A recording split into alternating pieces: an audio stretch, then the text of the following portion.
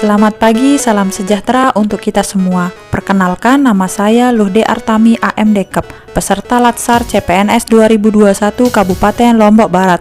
Di video kali ini saya akan membahas tentang analisis isu instansi. Sebelum ke pembahasan, saya ingin berterima kasih kepada tutor saya, Bapak DRS Gusti Lanang Rakayoga MH. Baik, langsung saja ke materinya. 3 isu yang sedang berkembang di RSUD Awet Muda Narmada. Pertama, kurangnya kepatuhan pembatasan pengunjung atau penunggu pasien di masa pandemi. Kedua, meningkatnya beban kerja petugas di era pandemi. Ketiga, kurangnya kesadaran pegawai untuk datang tepat waktu di saat masa pandemi. Menapis isu dengan metode APKL. Sebelumnya kita bahas dulu tentang APKL.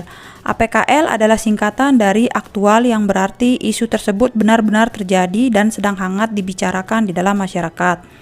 Problematik. Isu tersebut memiliki dimensi masalah yang kompleks sehingga perlu dicarikan solusi secara komprehensif. Kekelayakan. Isu tersebut menyangkut hajat hidup orang banyak. Layak, isu tersebut masuk akal, realistis, relevan, dan dapat dimunculkan. Inisiatif pemecahan masalahnya. Penilaian kualitas isu. Dalam menentukan prioritas masalah menggunakan metode USG, urgency, seriousness, growth. Metode USG merupakan salah satu cara menetapkan urutan prioritas masalah dengan metode teknik scoring dan dengan mempertimbangkan 3 komponen dalam metode USG. Scoring dengan menggunakan skala Likert 1 sampai dengan 5 dengan ketentuan 1 sangat tidak urgent, 2 kurang urgent, 3 cukup urgent, 4 urgent, 5 sangat urgent. Selanjutnya, penilaian kualitas isu. Isu yang pertama, kurangnya kepatuhan pembatasan pengunjung atau penunggu pasien di masa pandemik. Untuk U atau urgent itu nilainya 5, S untuk seriousness nilainya 5, G untuk growth nilainya 5, jadi totalnya 15. Kemudian yang kedua, meningkatnya beban kerja petugas di era pandemik. Untuk urgentnya 5, seriousness 4, dan growthnya 4, jadi jumlahnya 13. Yang ketiga, kurangnya kesadaran pegawai untuk datang tepat waktu di saat masa pandemi. Untuk urgentnya 5, seriousness-nya 5, untuk growth-nya 4, jadi totalnya 14. Jadi di sini kita simpulkan untuk prioritas pertama yaitu kurangnya kepatuhan pembatasan pengunjung atau penunggu pasien di masa pandemi. Jadi setelah itu hasil identifikasi dan penilaian isu melalui teknik tapisan APKL dan USG itu kita dapatkan kurangnya kepatuhan pembatasan pengunjung atau penunggu pasien di masa pandemi. Selanjutnya, menganalisis isu dengan SWOT yang terdiri dari strength atau kekuatan, yaitu yang pertama SK Direktur RSUD Awet Muda tentang pembatasan kunjungan. Yang kedua, pemberian informasi pada keluarga pasien tentang aturan kunjungan sebelum dirawat inap. Ketiga, sosialisasi petugas keamanan untuk membatasi pengunjung. Selanjutnya, kelemahan atau weakness. Yang pertama, tidak adanya identifikasi penunggu pasien atau kartu penunggu. Kedua, jalur keluar masuk ruangan perawatan bisa diakses di beberapa jalur.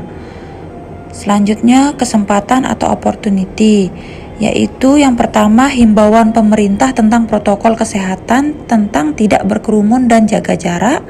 Yang kedua, pengetahuan masyarakat tentang potensi rumah sakit sebagai tempat penularan penyakit. Yang ketiga, pengetahuan masyarakat tentang penularan COVID-19. Selanjutnya, tren atau ancaman, yaitu yang pertama, ketidakpercayaan masyarakat tentang COVID-19. Yang kedua, rasa kekeluargaan yang tinggi membuat pengunjung ingin selalu berdekatan dengan pasien. Kemudian, rekomendasi alternatif penyelesaian isu.